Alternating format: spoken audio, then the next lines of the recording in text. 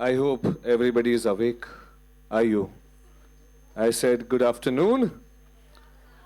I couldn't hear it back. Good afternoon, everybody. ये हुई ना बात. I'll request everybody to clear the stage and kindly settle down before we move on to our next session. Rather interesting for me and for everybody. It's titled as Geotechnography. Would request everybody to please settle down.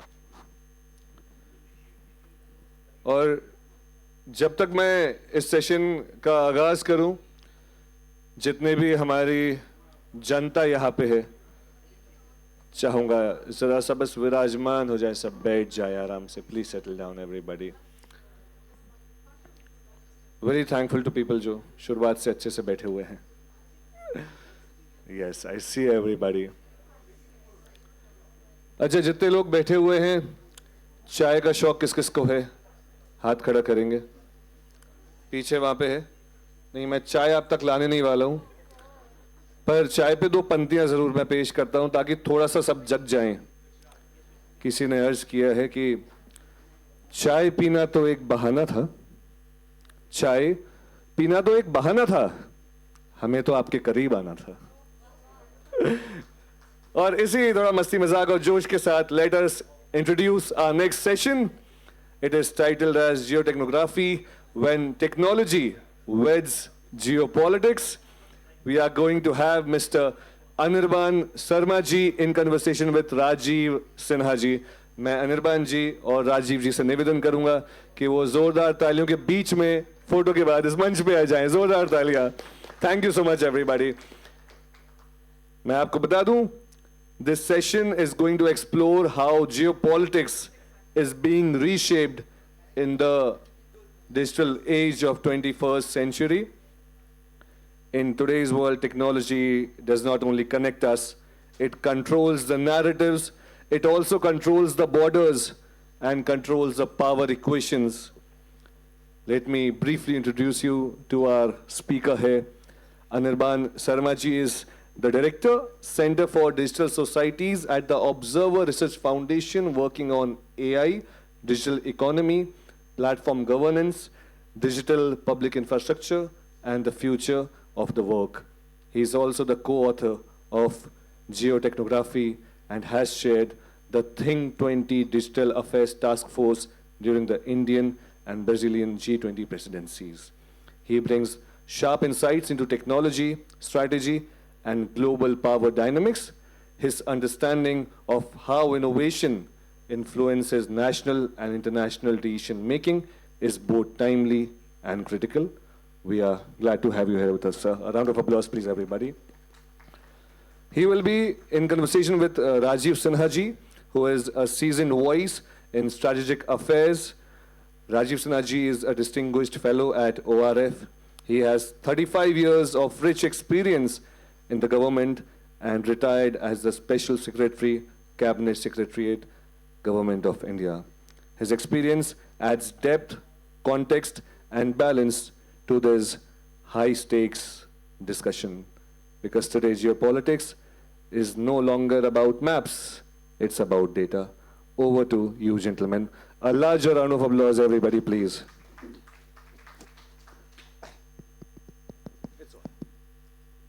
Good afternoon, ladies and gentlemen, and welcome to this session.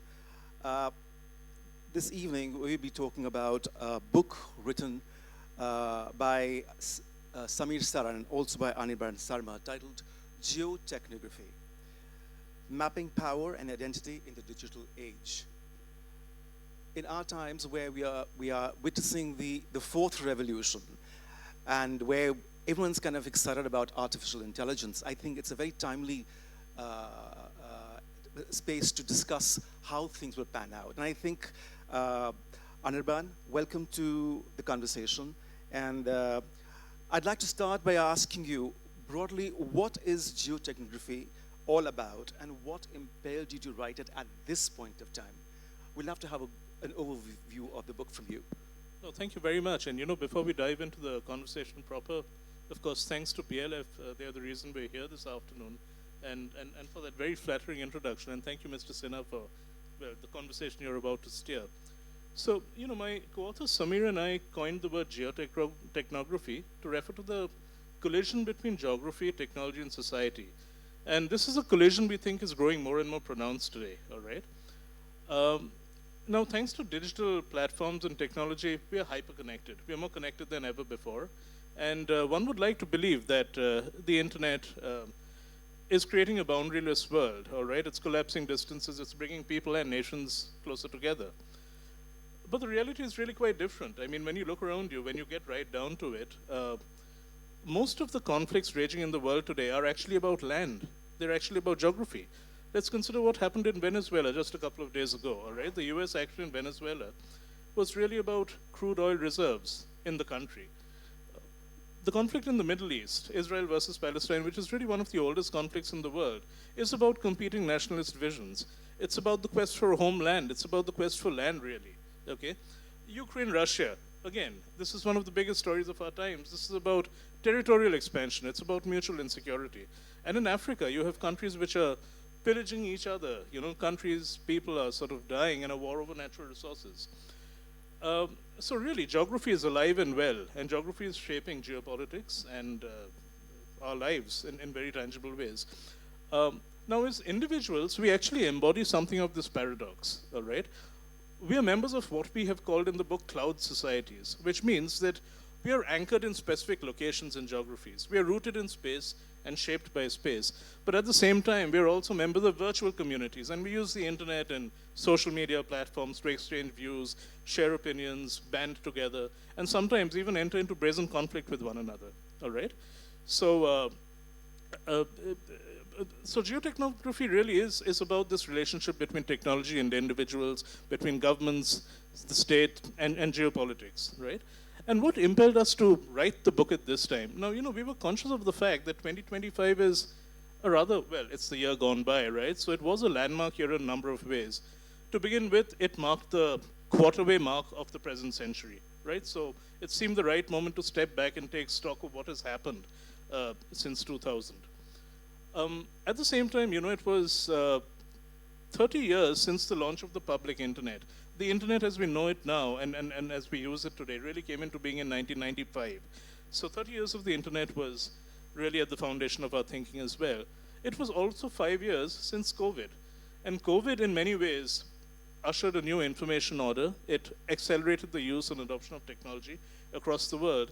And on a rather different sort of line of thinking, it also marked the last mile to the SDGs.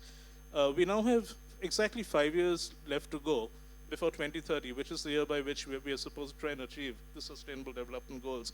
And technology is a key driver of our efforts to do that. So that was what really drove us to write this book at this time.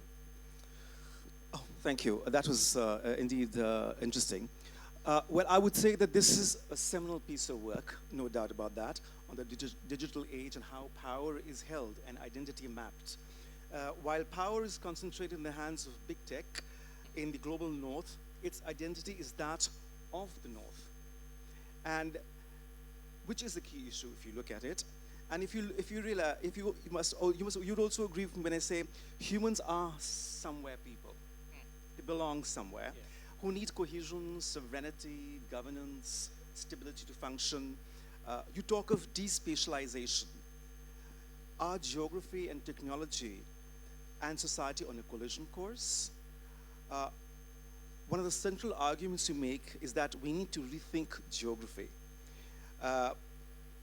through the lens of the digital age. What do you mean by this, and how seamlessly do you think sovereign territories and digital spaces map onto each other? Is it the death of geography, as chapter 2 of the book states, or will mankind still remain rooted? All right. Thank you. That's a rather loaded question, all right? Lots of questions put together there, and I'll try and tackle that the best I can. So look, something my co-author Samir is very fond of saying, and I'm more or less quoting him here, is growing up, the stories we were told were stories of our land. There were stories of local heroes. There were stories of our customs, culture, cuisine. There were stories of the neighborhoods, regions, and countries we belonged to, all right? But today, our stories have gotten away from us. They belong to Facebook. They belong to Instagram. And we don't just belong to our neighborhood anymore. We belong to a slice of the world, as it were, all right? And this does have somewhat profound implications for the technology is also driving this change. Now, the rules-based order, which came into being with the United Nations Charter of 1945, was premised on the sovereignty of nations. All right, it meant that a territory was sovereign. It had its boundaries. It was accountable only to itself, and it could not be governed by a higher power.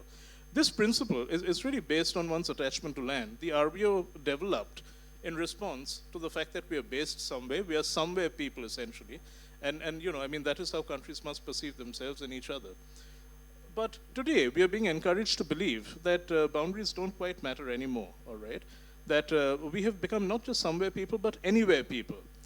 But even as this is happening, the somewhere is beginning to strike back, all right? Everywhere we have a kind of hyper-localization taking place, people becoming more and more rooted in the politics of their present, the politics of their place, all right? And this is why you have a sudden outpouring of national sentiment, of jingoism, of, you know, cultural pride online.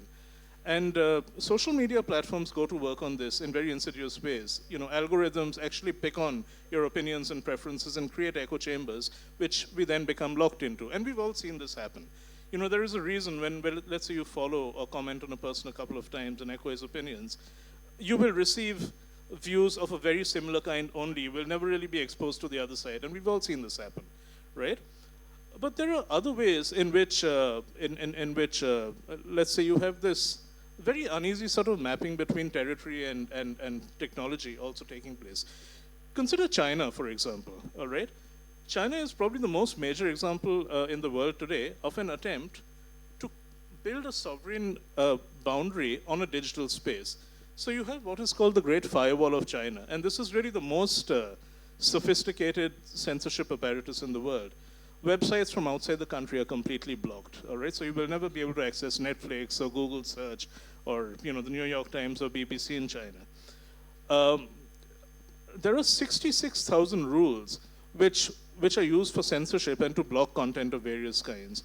And Microsoft's Bing is really the only search engine which is actually allowed in China. But again, they have to abide by a very different set of rules there in China than what they have to follow in the rest of the world. So here, China is trying to impose a boundary on a digital space, right? But what results? The result is a complete blockade of outside information. But there are other ways in which this happens as well.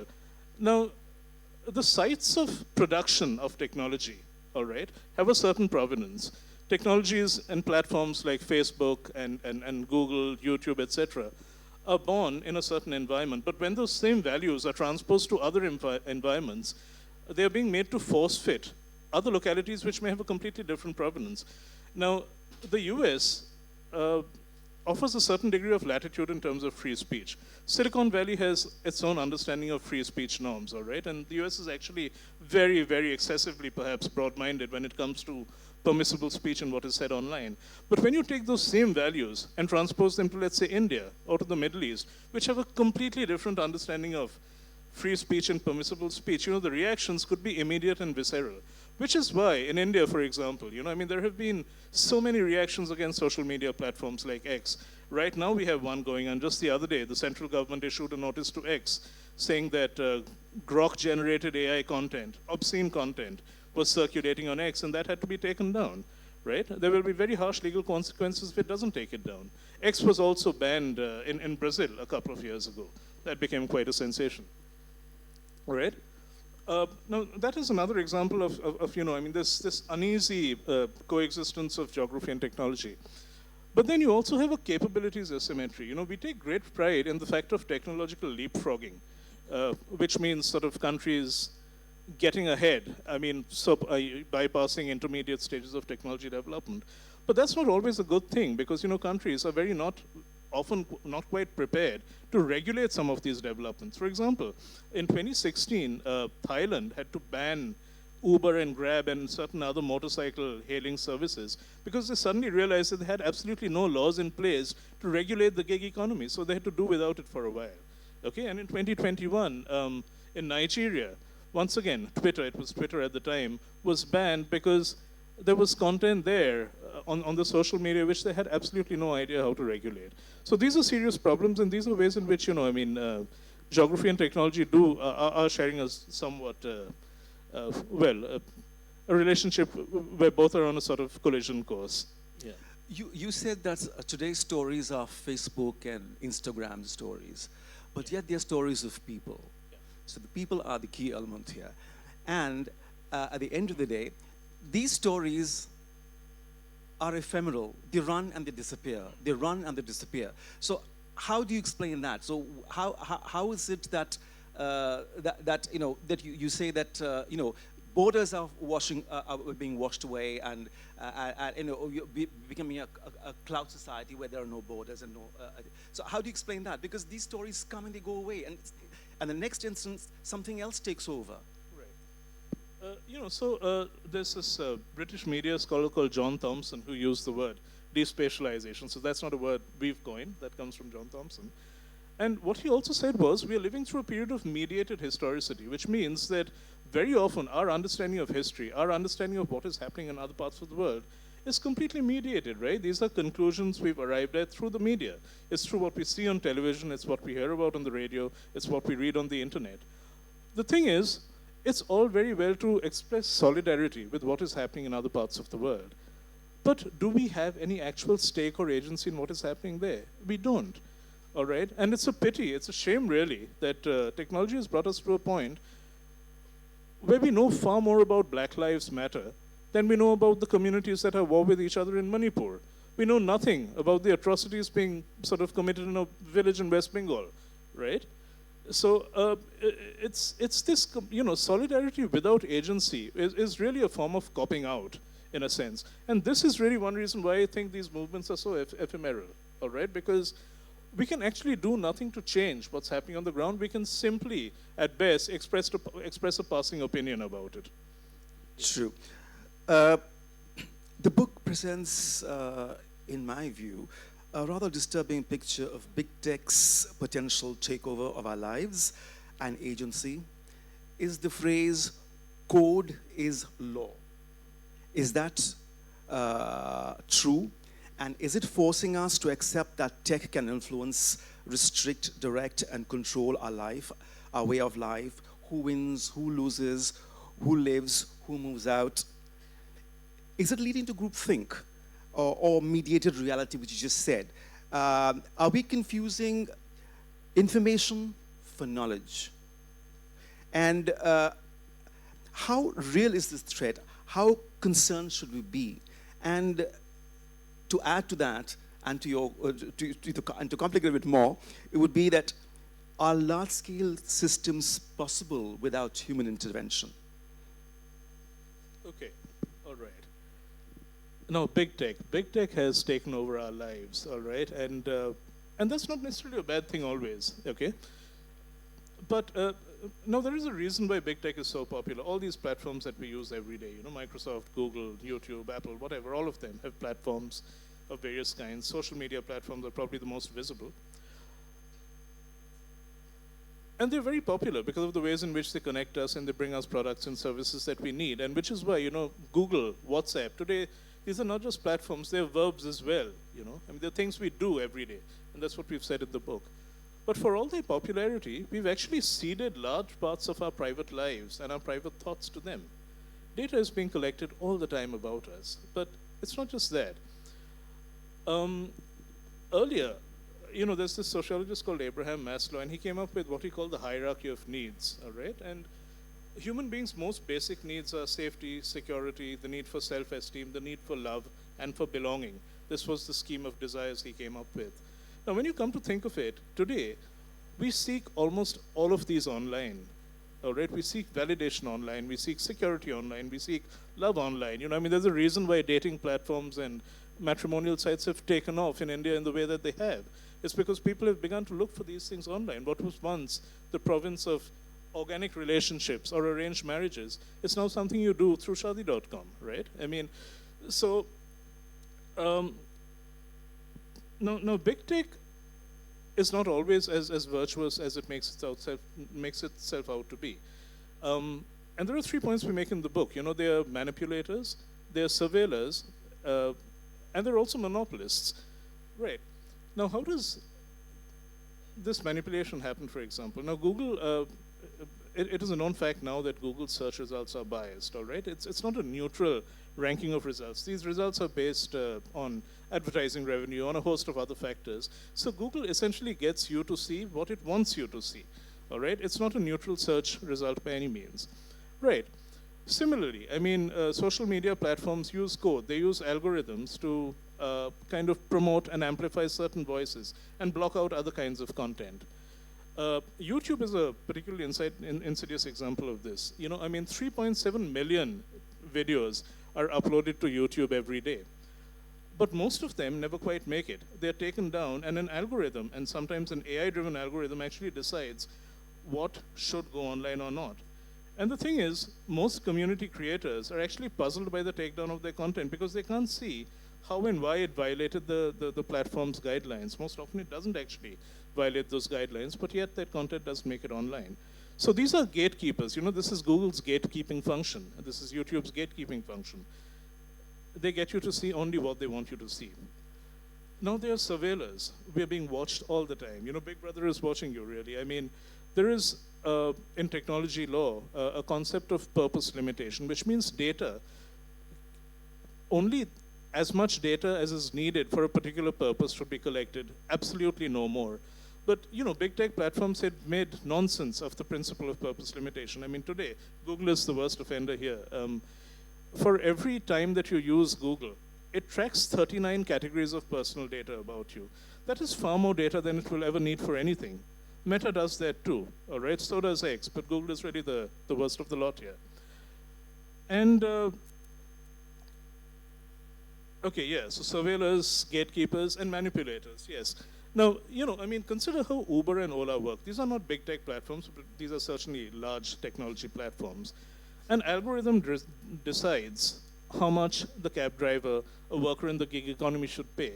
There is no real sense to surge pricing, really. It is a platform and its technology and its code deciding on a person's livelihood. And you know, I'm a big fan of the movie Taxi Driver, directed by Martin Scorsese a long time ago.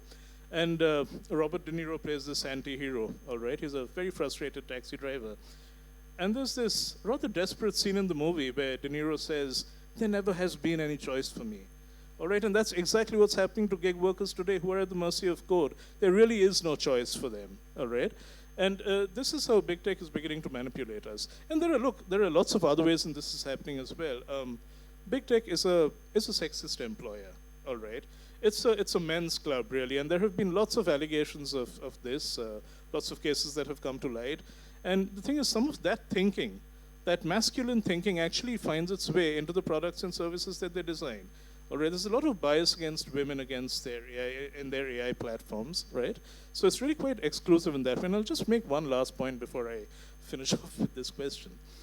You know, it's really fitting to be able to say this at a literary festival. Now, every year, the Arthur C. Clarke Award is awarded to an outstanding work of science fiction. And in 2025, a book called Annie Bot by a writer called Annie Greer won the Arthur C. Clarke Award. And you know, what is Annie Bot about? It's about this AI-driven sex companion, all right, who is owned by a male. So this man has gone and bought this companion, this AI-driven humanoid robot, and he uses it for all kinds of demeaning purposes. Now, it's a completely unhuman relationship, that relationship between the man and his robot. Sometimes it's treated like a pet, sometimes it's treated like a toy, and it actually shows you a lot of gendered thinking. This is actually how men think about women behind closed doors. But there comes a moment in the novel when Annie becomes sentient.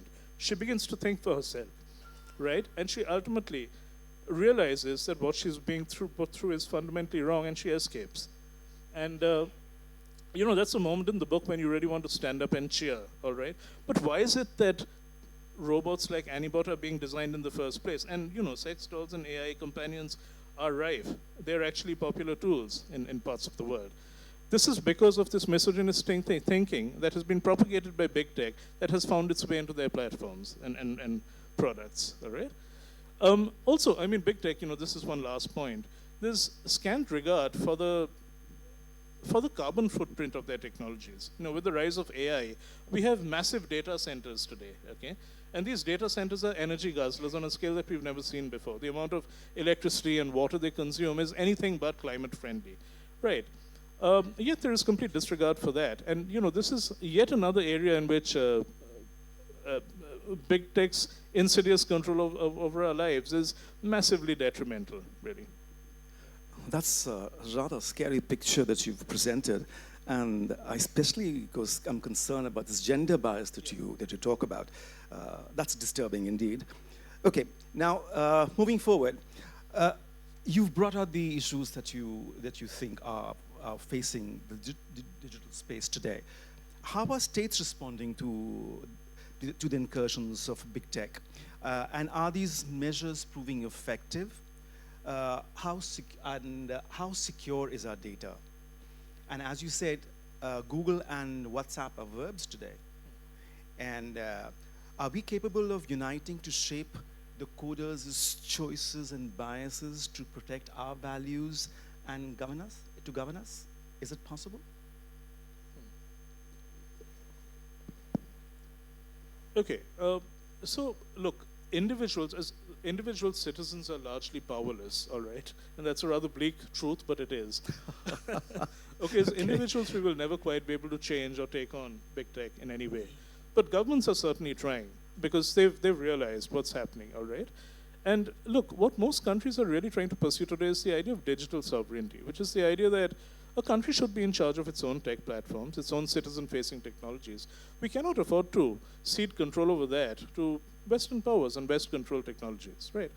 So most countries are champions of digital sovereignty, and they're trying in different ways to bring some of these platforms to heel. Now, how is that actually playing out? There are various mechanisms that are used. So you have a lot of antitrust cases, which means accusing companies of their monopolistic practices, of the things they're doing to sort of try and destroy competition. I'll give you a couple of examples of that in a moment. You also have very stringent privacy laws, and the issue of data capture has become really quite grave. Our personal data is at risk all the time that we're online, right? So stringent data laws have come into being, and India itself, as you know, in 2023 we put out our Digital Personal Data Protection Act, the DPDP Act. So now, after years of debate, we actually have a data regime in place. We also have the concept of digital public infrastructure, which really India pioneered, and now it's really spreading to other parts of the world, and particularly the developing world. Now, as of 2025, we noticed that a certain tipping point had been reached, because in the last couple of years, suddenly there was a spate of antitrust cases in different parts of the world against virtually every big tech platform, all right? And ironically, it began in the US itself. So in 2023, it was discovered that Google owned 90% of the search market. It was miles ahead, light years ahead of its competitors in every way. But that also meant that Google could hike its advertising rates at will. It was under no compulsion to advertisers. It could pretty much do what it wanted with its advertising rates. And advertisers, because of the large platform they're getting, would always be forced to pay them, right? Similarly, when you have a platform which is so completely the leader in a field, it is under no compulsion to ever try and improve its services, its service quality. And Google was found guilty of that as well. It had done nothing to upgrade its services in a long, long time, right? This case was put out in 2023. It raged on for a year. And then in 24, the US Department of Justice claimed that Google was a monopolist. Google was found guilty, and it was declared a monopolist and had to pay a massive fine. Now it faces similar cases in the European Union as well.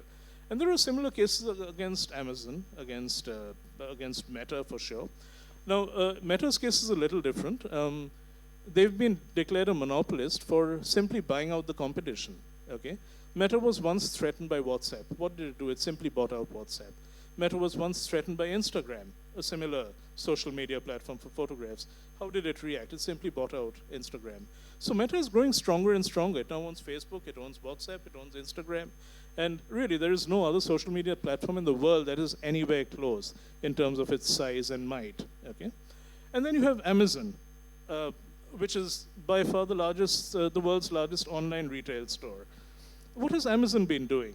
it ensures that its own products are placed above those of others. So you will tend to see Amazon products first when you search for them. Now, I'm not talking about books here, I'm talking about appliances and other things. And similarly, in the Amazon sellers marketplace, all right? I mean, as you know, we can all go onto Amazon and sell our products if we want. Amazon will penalize products who price their products more competitively than Amazon's own. So if you're a seller and you're selling something at 10 rupees, while Amazon's own product is 50 rupees, it will ensure that you don't get seen on that opening page. All right. So for all these reasons, these antitrust cases have come up against all these companies, and they've happened at about the same time. So clearly, there's a kind of wave here where around the world, monopolistic practices are being brought to heel. Okay. Right. Sorry, what was the next part of your question? I got a little carried away with this. Man, my point was that will we be able to unite to shape the coders' choices and biases to protect the values that govern us? That was my question also. Yeah. Okay, and yes, and what are governments doing in response to this? So yes, I mean, antitrust cases are one tool. The other, like I said, is data protection laws. And here, the GDPR, all right, is really the world's most stringent and harshest data protection law. And it's had tremendous impact, okay? On the plus side, yes, I mean, if companies fall into line with the GDPR, they could actually embark on a new sort of era of building trust with governments and citizens. But that isn't happening. There are massive fines to be paid. And the GDPR has extraterritorial implications, which means that it's not just, it doesn't just apply to people and companies within the European Union. If you're a big tech provider in another part of the world, providing services to Europeans, then you are subject to the GDPR as well. And what does the GDPR do? It gives users a set of data rights, which means you can control your data. You have, it can only be used with your consent. You have the right to be forgotten. You can ask for their data to be removed from a platform's repositories if needed. So this, privacy acts and data acts are another way of actually sort of government striking back. And the third, and India has been a pioneer in this regard, like I said, is digital public infrastructure, which means that rather than succumbing to the power of a Visa or a MasterCard, what India did was build a public stack of technologies, completely open, on top of which enterprises can build and sort of integrate their platforms and services. And the results of this have been astounding, okay? Which is why you have UPI, which is the largest digital payment service in the world today, and it's a public service, mind you, right?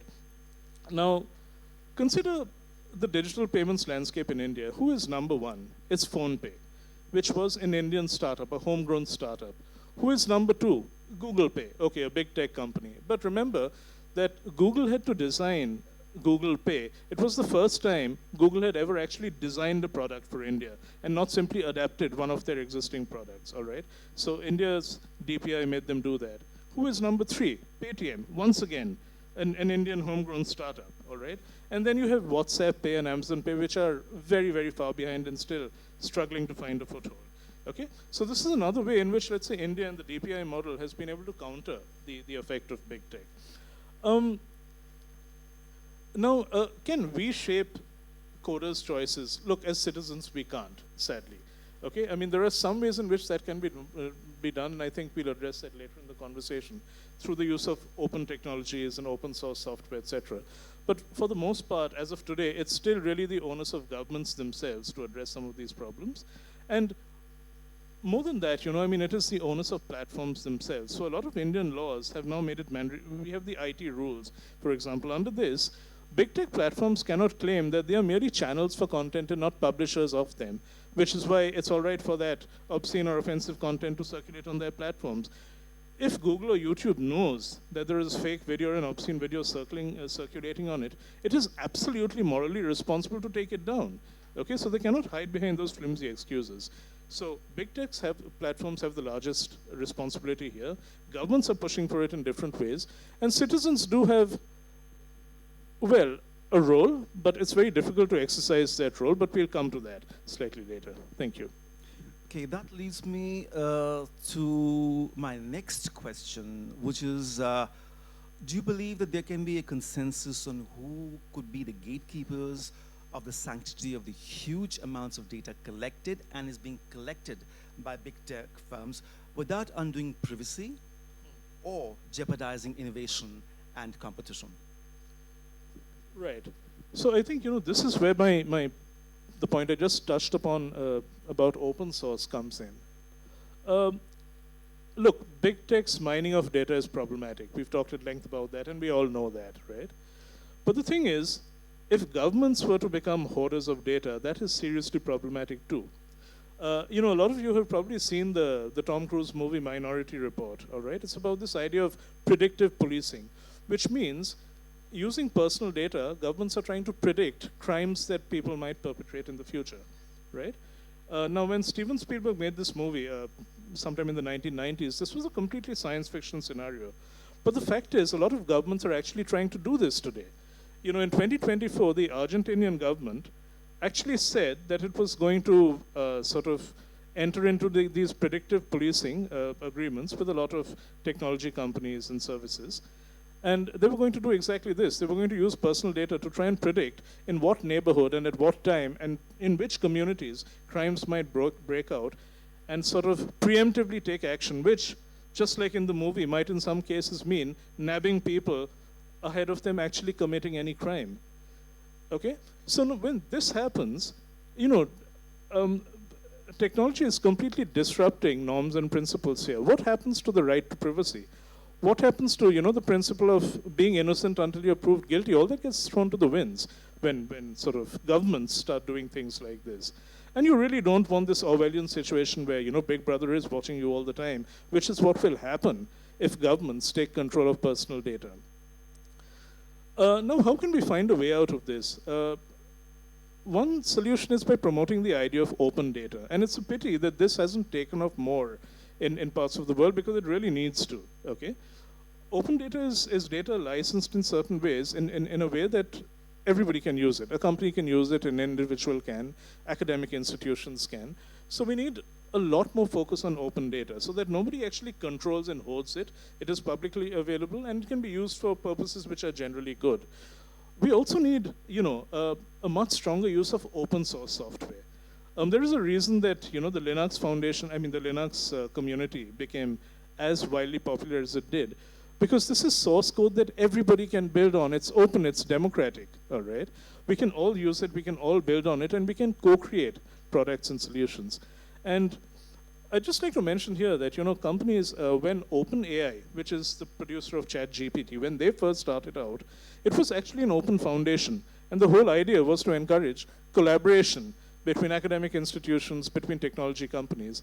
But then they went back completely on their original founding principles. They've now become a billion-dollar for-profit company, completely proprietary, completely closed.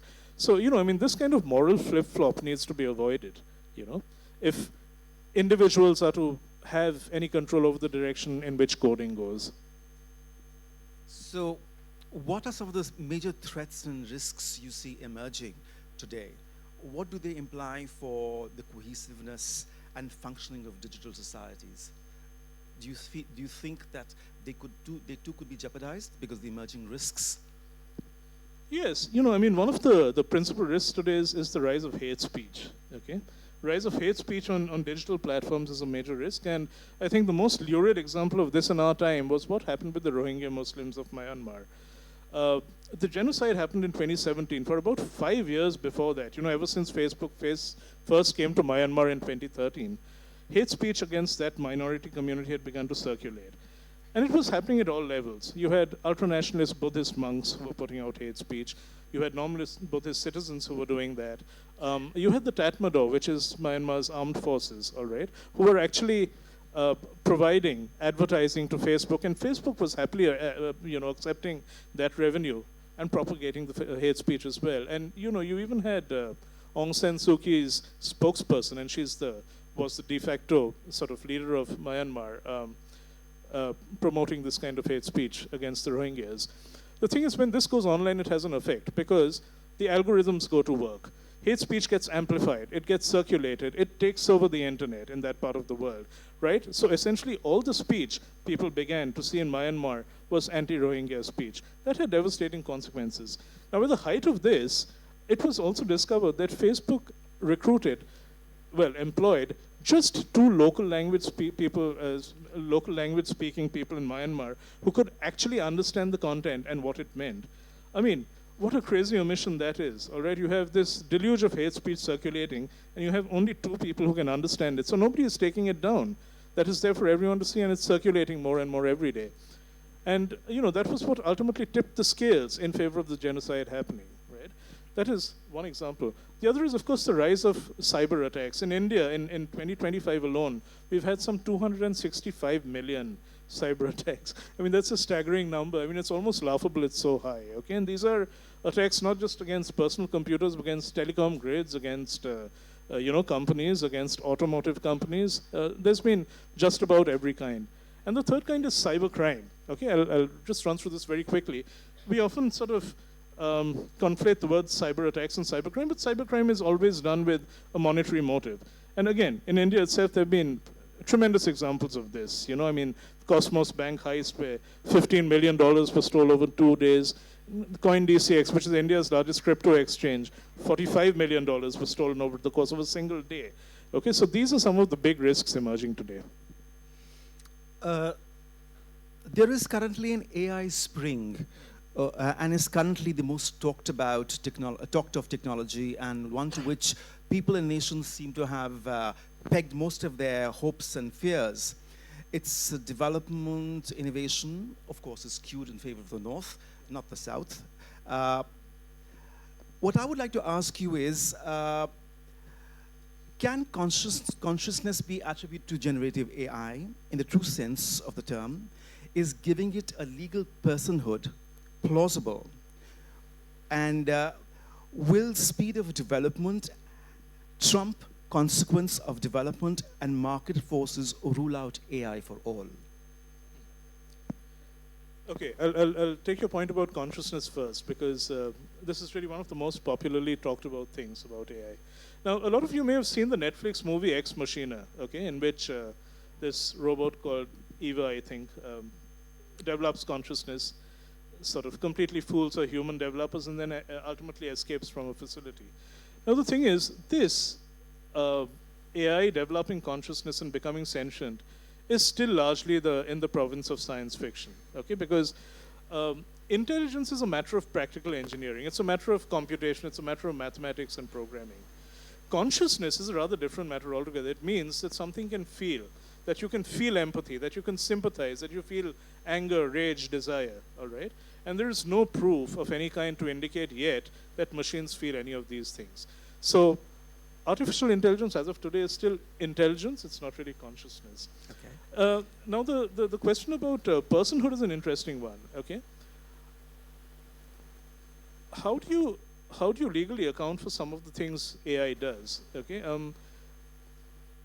For instance, if an AI agent commits a criminal act, all right, online, who is to be held responsible? Because the AI is not a living person, and all law is premised on the fact that it is a living agency which commits the crime, right?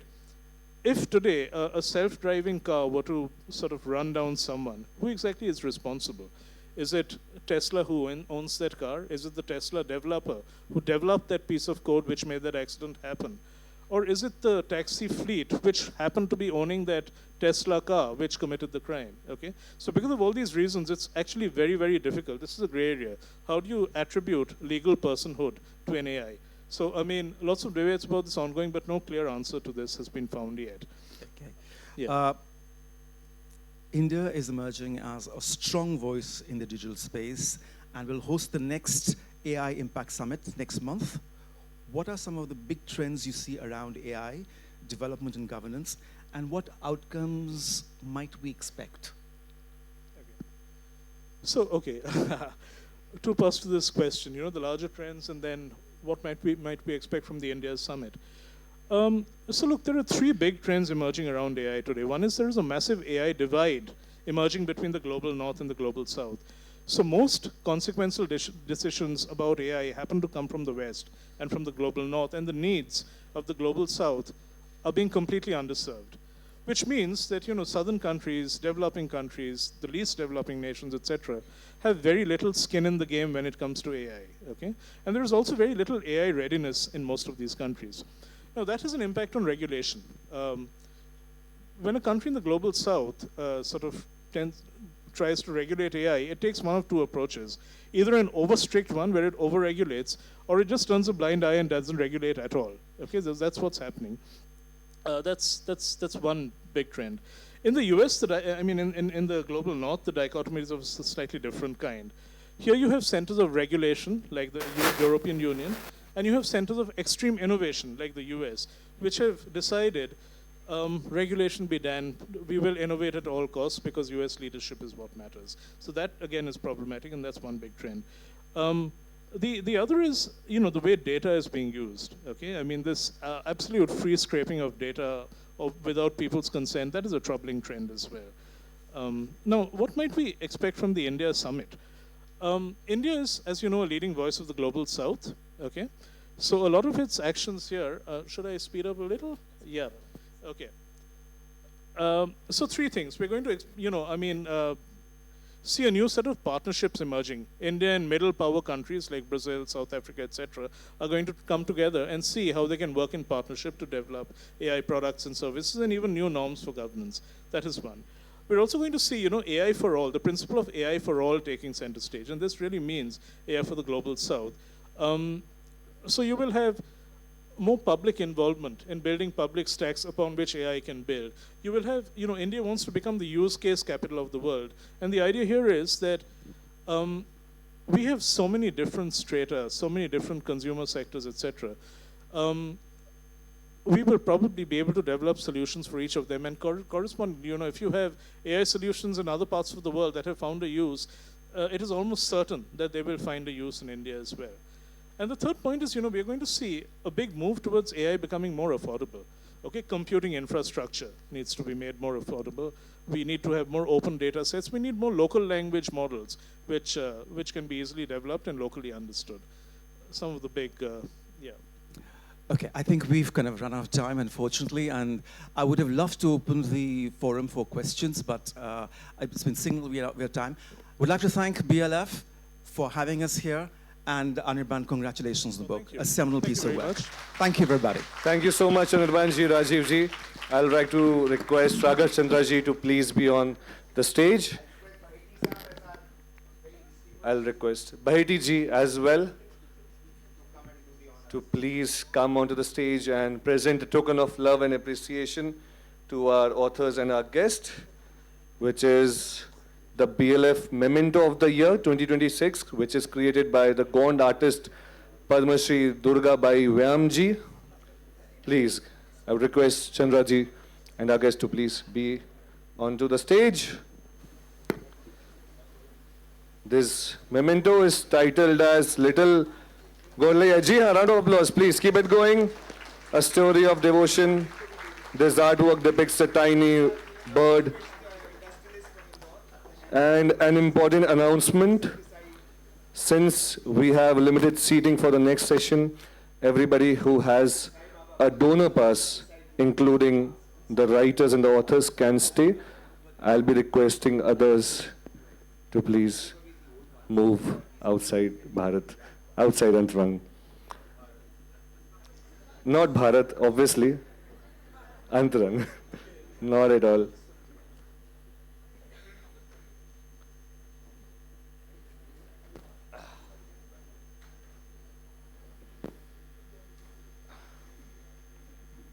Requesting everybody who have the donor pass, and including our authors and writers and speakers, can stay back, requesting others to please vacate their seats.